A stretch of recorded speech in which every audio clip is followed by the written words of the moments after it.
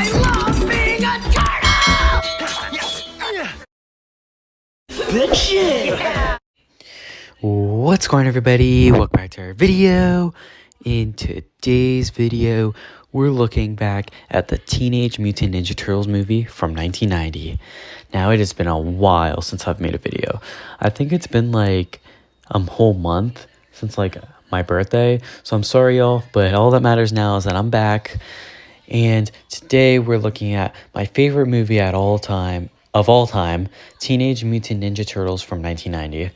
This film turns 35 years old, and after all these years, it's still my absolute favorite movie. Just from the gritty atmosphere to the amazing costumes and fight scenes, this movie captured the heart of the TMNT like nothing else.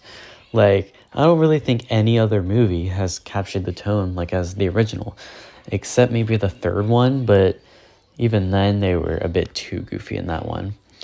So let's break it down: the story, the production, some delayed scenes, and even the censorship battles it faced worldwide.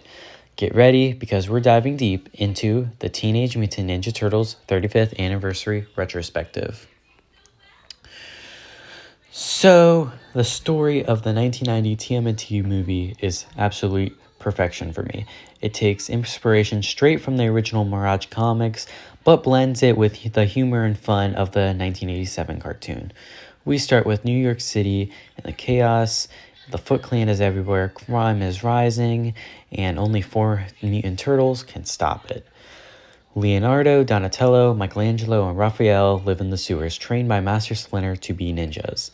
Now, a funny thing is at the end of the movie, the Turtle Power song, they actually call Raphael the leader. I just wanted to point that out. It was kind of funny.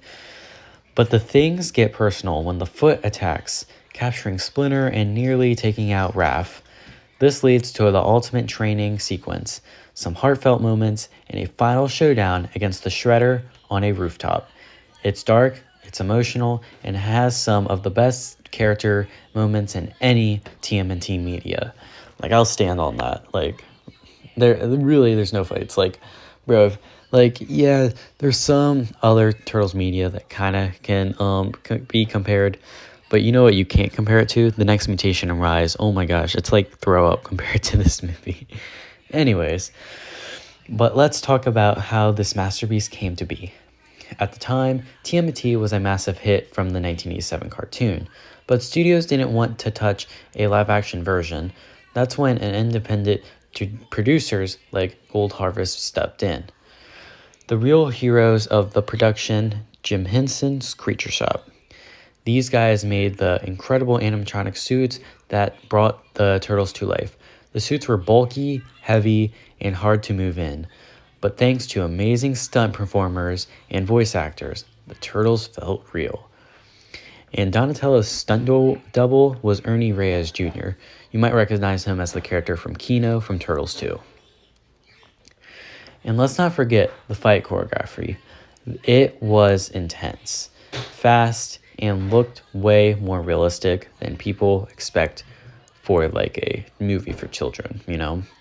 This wasn't a goofy cartoon adaptation. It was martial arts film with heart.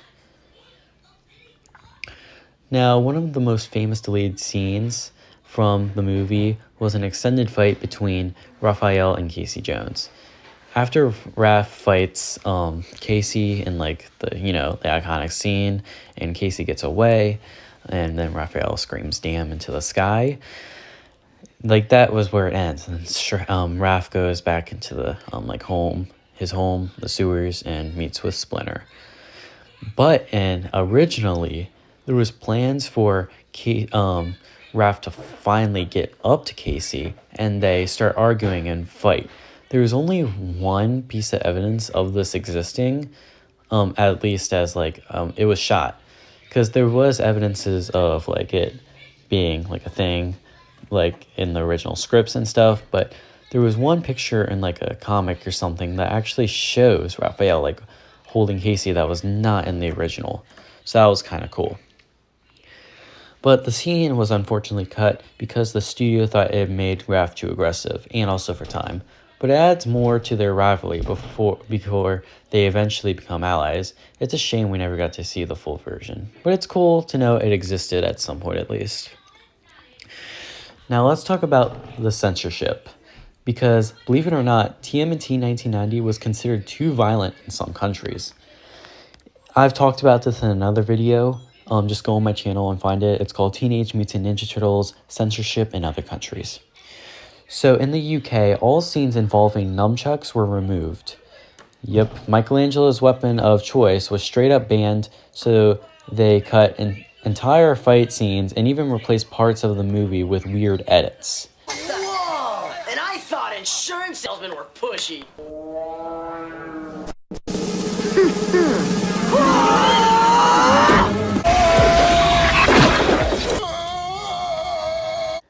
Now in Germany, they used the same UK cut, getting rid of Michelangelo's nunchucks, but they took it a step farther as well, as they toned down the violence by putting silly sound effects all over the whole entire movie, which is very weird.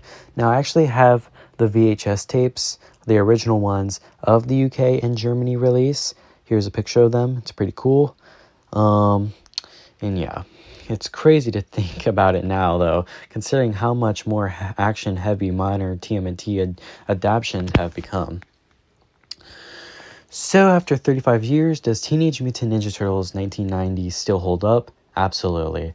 It's dark but fun, action-packed but heartfelt, and it's still the most faithful adaptation of the Mirage comics we've ever gotten.